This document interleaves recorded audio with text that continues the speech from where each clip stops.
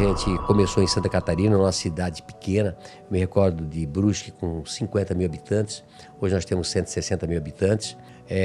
Continuamos lá. Temos um único CD em Barra Velha, Santa Catarina. A nossa matriz é em Brusque e estamos sediados. Faltam 3 estados para completar todos os estados, que é Fortaleza, no Ceará, Macapá, no Amapá, e Boa Vista, em Roraima. Então, a 200ª loja nós queremos fazer numa dessas cidades. Como foi representativo a gente chegar nas 100 lojas, a gente fez no Acre na época, completou 100 lojas no Acre.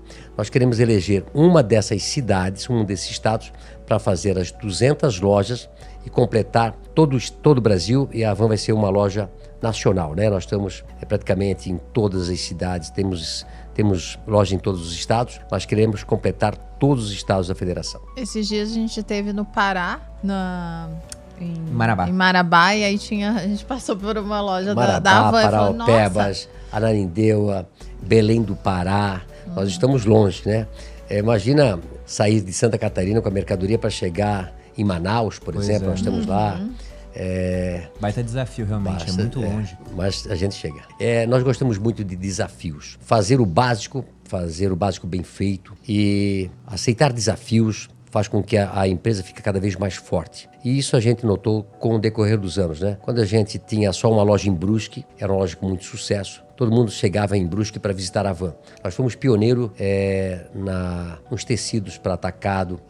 O Santa Catarina é muito forte no têxtil. Brusque é uma das cidades que produz mais toalhas no Brasil. Aliás, é a maior produtora de toalhas no Brasil, maior produtora de malha no país. Então, Santa Catarina tem esse DNA de indústria. A gente começou lá muito pequenininho, fornecendo para o atacado e varejo, numa loja de 45 metros quadrados, e chegou hoje a 25 mil colaboradores, vai chegar até o final do ano, com 2,5 milhões de metros quadrados construídos. Você imagina o que é isso? A gente dividir pelo número de dias. A gente passou alguns anos produzindo 1.000 metros de construção por dia.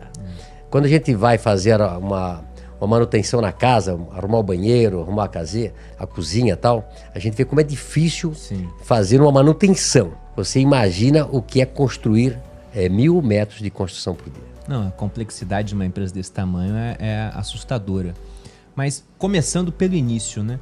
Até uma curiosidade, por que o nome Havan? De onde veio? Ótimo, Havan Hang, que é meu sobrenome, com o Vanderlei, que foi meu sócio. Então nós éramos amigos no serviço, na Renault, que eu comecei na expedição, depois fui para vendedor, e aí se uniu o Luciano Hang, com o Vanderlei, e fizemos a marca Havan, né, que foi uma ideia de um contador que na época a gente na realidade ia ser União Têxtil, só que o nome não passou, e aí tínhamos que arranjar um nome rapidamente. O meu contador, o Sérgio Witkowski. União Têxtil, porque tinha a ideia de ser uma coisa União têxtil. Dos dois, né? Dos dois amigos. E seria voltado só para esse setor inicialmente. E aí não deu certo. Olha só, né? Quando as dificuldades apresentam oportunidades.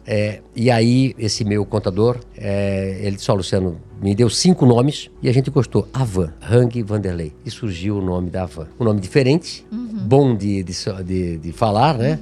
E se tornou um nome bom, porque se eu tivesse feito União Têxtil, seria muito focado a tecidos. Sim. E a Havan se tornou um nome que pode vender no futuro, que começou com tecido, no atacado e varejo, para vender mais de 350 mil itens que nós vendemos hoje. Não, e até um nome internacional também, é Sim. fácil de exportar a marca. Muito bom, muito fácil. 5 letras, né? Havan, fácil de soletrar, pegou muito fácil. Mas às vezes o nome, claro que o nome fácil de fazer marketing, de pegar, mas às vezes é muito do que se constrói durante os anos, com produto, com qualidade, com diferenciais. A Havan, desde que foi feita até hoje, sempre foi um sucesso. Uma loja de 45 metros quadrados, do tamanho mais ou menos dessa sala assim, com um colaborador, né, numa avenida que não foi o começo da cidade, não era a avenida central da cidade. Nós fizemos sucesso desde que nós começamos. E no início ela era focada só nessa parte têxtil, Só então. tecidos. Mais tecido para atacado, né, que se surgia na época a Brusque como um polo têxtil, de excursões que vinham para comprar, principalmente do Rio Grande do Sul, Santa Catarina e Paraná. Nós começamos com uma loja pequena e vendendo tecido por atacado.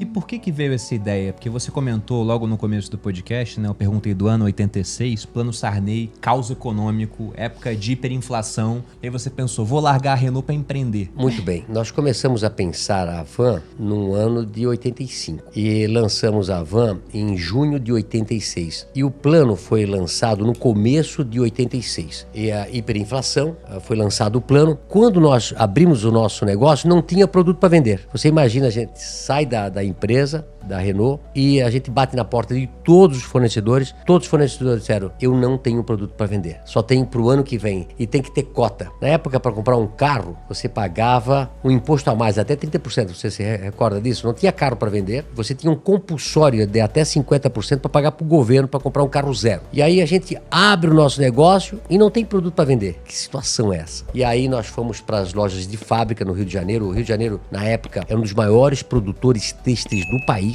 Tinha Nova América, tinha Bangu, tinha a Multitêxtil, e nós fomos para lá e angariar as mercadorias nessas lojas de fábricas para poder vender em Brusque. Foi com muita dificuldade, fomos atrás, mas assim, são nas grandes dificuldades que se apresentam as grandes oportunidades. A falta de tecidos na nossa região, que tinha lá na Renault, na Schilesser, em várias fábricas que produziam, fez com que a gente procurasse outras cidades com tecidos totalmente diferentes, fazia a nossa região. Quando a gente pensou a van, a gente pensou em comprar produtos da região para vender. Como não tinha produto para vender e todas as fábricas estavam sobrevendidas, alguém deu ideia de nós irmos para as lojas de fábrica. E aconteceu uma coisa importante, nós estávamos com pouco dinheiro e não tinha produto para vender nas fábricas. Alguém disse, olha, vai lá na loja da fábrica da Nova América, que tem alguma coisa lá. Quando nós chegamos lá, era muito tecido, muito tecido. Voltamos para Brusque, pegamos um empréstimo, na época de um banco, 250 mil, nunca me... Fomos lá, compramos algumas carretas de tecidos. Nós não tínhamos lugar para armazenar.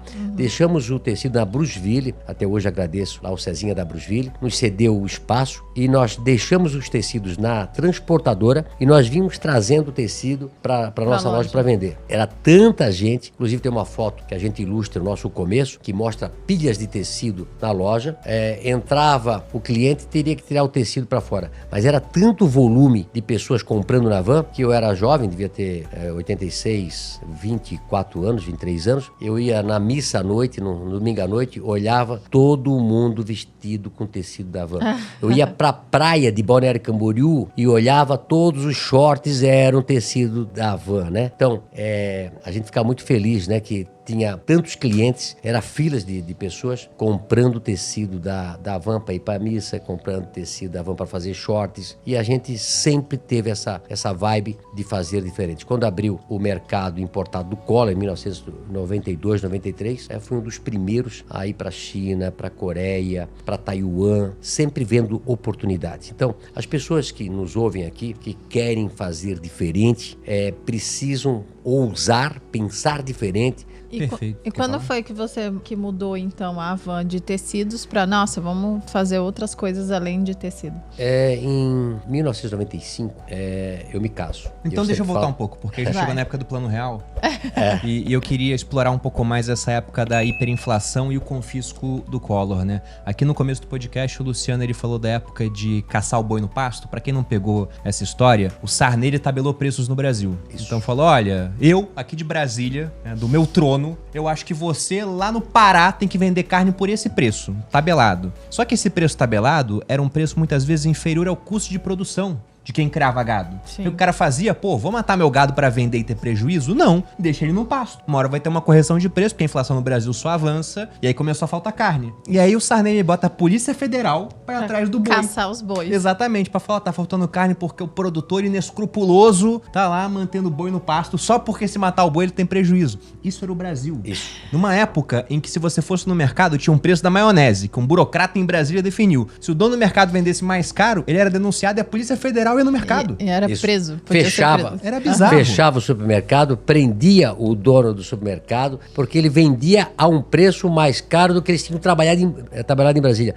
Era um absurdo. Eu trabalhava na época na fábrica Renault, no faturamento e nós não podíamos mudar a tabela de preço, mesmo que o custo subisse. Quer dizer, é um absurdo. O que acontece? Desaparece o produto. Exatamente. É simples assim. Escassez. Quando o governo acha que pode tabelar e ditar o preço de um produto, simplesmente desaparece. É isso que acontece em países onde o governo acha que tem que cuidar de tudo, né? Então, eu peguei essa época, eu peguei vários planos, imagina, mudaram, quantos presidentes eu peguei, né? Então eu peguei desde a época do Sarney, depois veio o Collor, né? Que abriu a economia, a famosa frase, né? Que o Brasil só tinha carroça, não tinha carro. Você se lembra disso? E aí houve a explosão das importações, né? E a gente viveu todos esses momentos e a gente soube aproveitar cada momento do Brasil, nas dificuldades, às vezes acelerando, indo para trás, indo para um lado, indo para o outro. E assim que a Darwin já dizia isso, né? Não é o tamanho que vai dizer, no caso dos dinossauros ou